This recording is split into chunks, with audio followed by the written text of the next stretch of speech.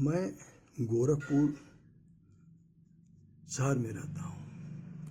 उत्तर प्रदेश का ज़िला गोरखपुर है। तो मेरा गांव, मेरी खेती कंपियरगंज तहसील में है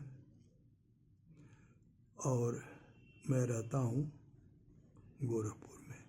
खेती बाड़ी करने जाता हूँ। मेरे गांव का नाम है बढ़िया चौक माफी। मैं गांव पर गया तो मुझे पता चला कि मेरे नाम से सूखा राहत लिया गया है। सरकारी सूखा राहत बटा है तो वो मेरे नाम से भी आया था, तो किसी ने लिया। मैंने नहीं लिया था। तो मैंने जो है वो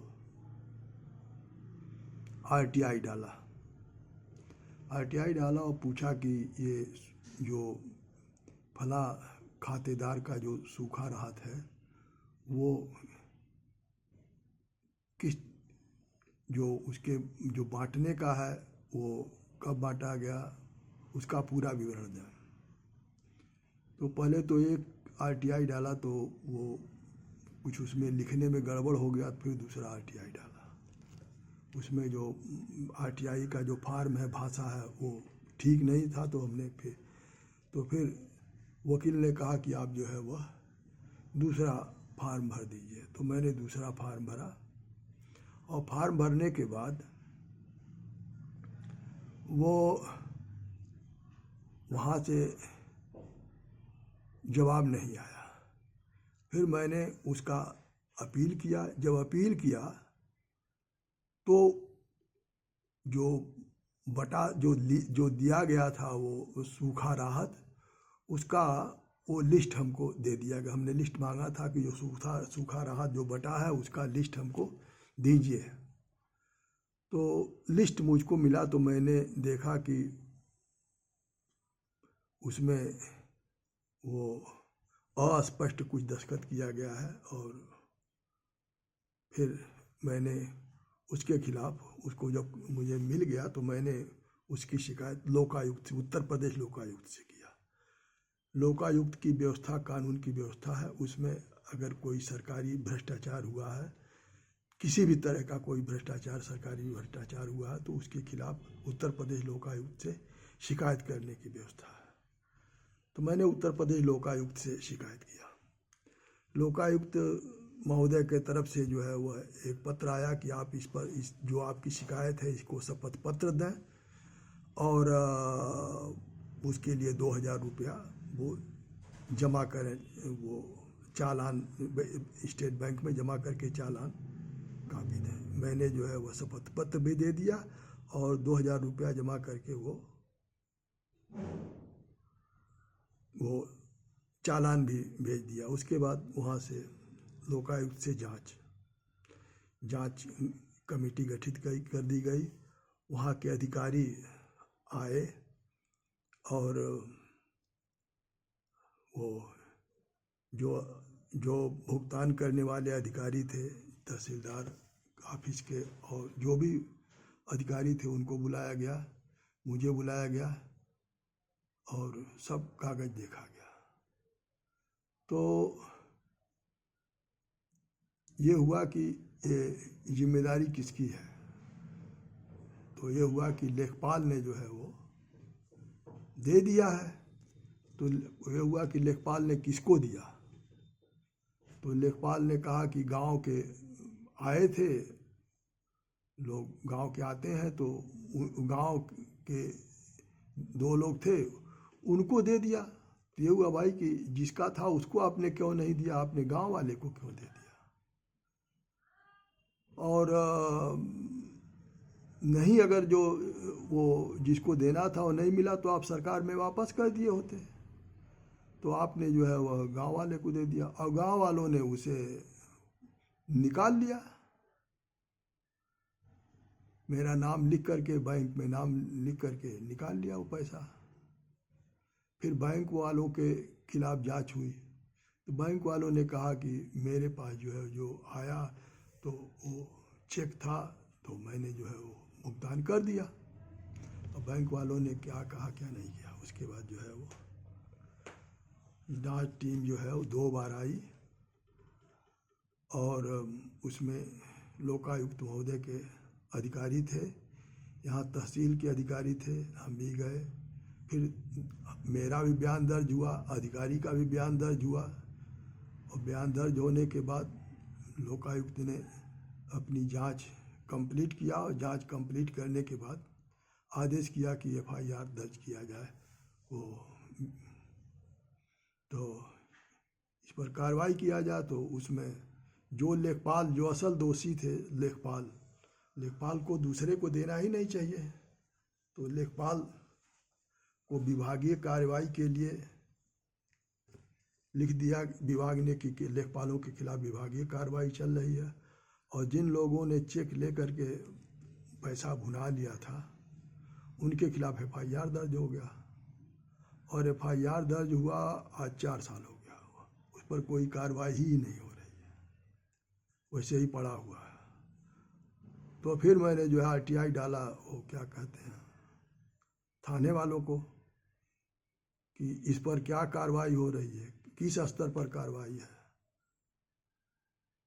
तो एसपी को एसपी से मैंने आरटीआई से मांगा, तो फिर वो जवाब आया कि इसमें जो है फला कोर्ट में मुकदमा चल रहा है और फला तारीख पड़ी हुई है। तो कहने का मतलब ये है कि अगर मैं यह मान लेता कि चलो भाई 1500 रुपया है, 1500 रुपये के लिए कौन लड़ाई करे, तो जो 1500 रुपया मेरे नाम से दस्तखत करके ले लिया था, अगर मैं न लड़ता तो जो मेरा दस्तखत करके लिया था वही दस्तखत मेरा कहीं भी मान्य हो जाता, कोई और भी ले लेता, कोई और कार्य कर लेता।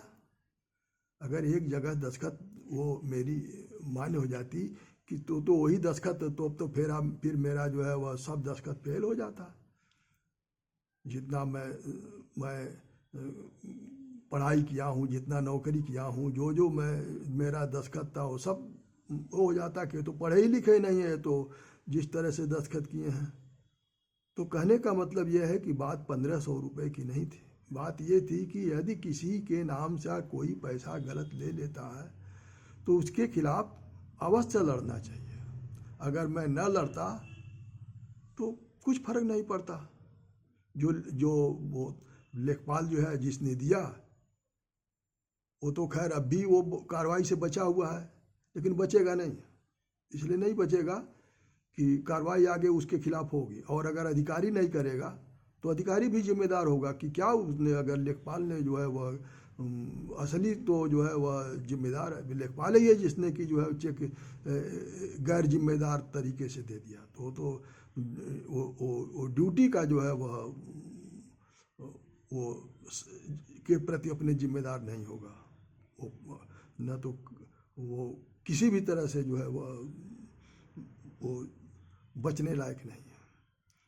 और ऐसे मामले को जो लोग छोड़ देते हैं या जो लोग नहीं उठाते हैं वो भ्रष्टाचार को बढ़ावा देते हैं और ऐसा सोचते हैं कि अगर कहीं मेरे लोगों के साथ हुआ तो क्या होगा, लेकिन ऐसा नहीं करना चाहिए।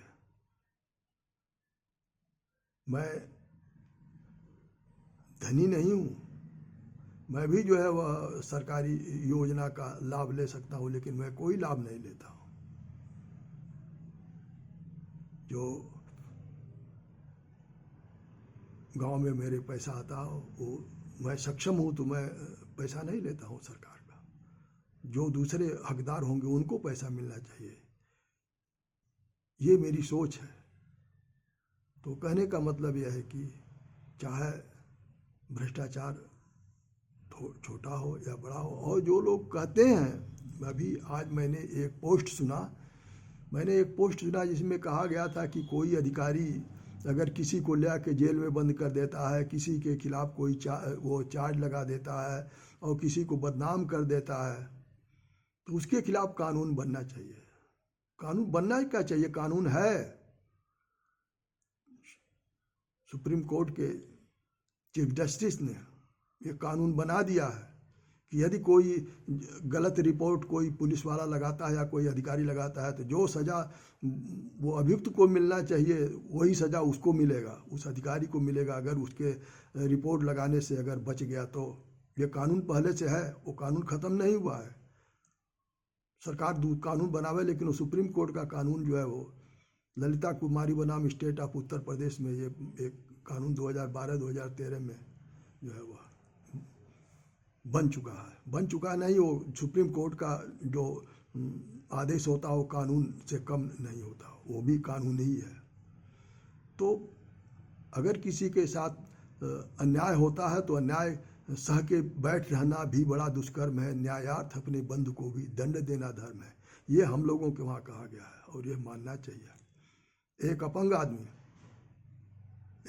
आदमी जिसका हाई कोर्ट से फैसला हुआ है और उसका पैसा विभाग वाले रिश्वत के वजह से नहीं दे रहे हैं, सरकार से उसने उत्तर प्रदेश सरकार से मुख्यमंत्री जी से मिल करके उसने जो है वह शिकायत किया है, लेकिन उस पर कार्रवाई नहीं हुई। अब उसने जो है वह पुलिस के खिलाफ FIR दर्ज करने के लिए कहा कि पुलिस वाले ने गलत रिपोर्ट मुख्यमंत्री जी के वह आख्या मांगने पर गलत रिपोर्ट लगा दिया, जो विषय को ही हटा दिया, जो मूल विषय था उससे हटा दिया। तो वो अपंग आदमी लड़ रहा है, लड़ने के लिए तैयार है, उसके पास कोई आय का स्रोत नहीं है, लेकिन 10 रुपये का RTI है और वो कोर्ट में भी गया है और कोर्ट में जो है उसके पास लड़ने का पैसा नहीं, लेकिन वकील लोग उसका पैसा नहीं लेते हैं, उसके जज्बा को देख करके कोई पैसा नहीं लेता, उसका केस फ्री में वकील लोग लड़ते हैं, ऐसा जज्बेदार वो आदमी है। हाई कोर्ट माननीय उच्च न्यायालय ने उसके पक्ष में फैसला किया है, बिना वकील रखे उसने अपनी बात अपने सारे तर्कों को लिख करके वो भेज दिया सरकार को, और सरकार ने जो है वह उचित माध्यम से वह जहाँ भेजना था भेज दिया और उस पर बिना उसके गए मेरिट पर फैसला हुआ है। हाई कोर्ट, माननीय हाई कोर्ट, उच्च न्यायालय हाई कोर्ट ने उसके पक्ष में फैसला किया। तो कहने का मतलब यह है कि जब आदमी अपने लड़ेगा, ईमानदारी पर रहेगा, जब जिसके अंदर बेईमानी नहीं होगी तो वो न्याय के साथ रहेगा। तो मेरा कहने का मतलब यह है कि दूसरे के ऊपर दोष नहीं लगाना चाहिए कि कानून नहीं है और ये नहीं है वो नहीं, सब है, बढ़ना पड़ेगा उसको जिसके साथ अन्याय हो रहा है। और बढ़ने के लिए एक जज ने मेरे सामने कहा कि भाई आप मेरे सामने आते हैं, मैं हूँ जो है वो लेबर कोड का मैं जज हूँ, और मेरे पास दरखास्त ला दे देते हैं आप मकान अलॉटमेंट का, तो हम उसको नोटिस जारी कर दें, सुनवाई जारी कर दें, उसमें जवाबदेही आ जाए, बयान जीरा हो जाए, तब जाके पता चले कि जो ये तो मेरा विषय ही नहीं है। तो आप जो जिसके पास जाते हैं तो उसको भी समझना चाहिए कि हम कहाँ जाना चाहिए और कहाँ पहुँचा रहे हैं। सही जगह पर जाएंगे तो सही निर्णय मिलेगा। ये मेरा कहने का मतलब यह है कि सब कुछ है, कानून हर विषय पर बना हुआ है। भ्रष्टाचार के खिलाफ लोकायुक्त का कानून है, शिकायत करना पड़ेगा, जाना पड़ेगा। चुप बैठेंगे, हाँ चुप वही बैठता है जो कहीं न कहीं अपने आप में कुछ न कुछ दोषी होता है, वो चुप बैठ जाता है कि कहीं मेरा भेद न खुल जाए। ये हो गया आज का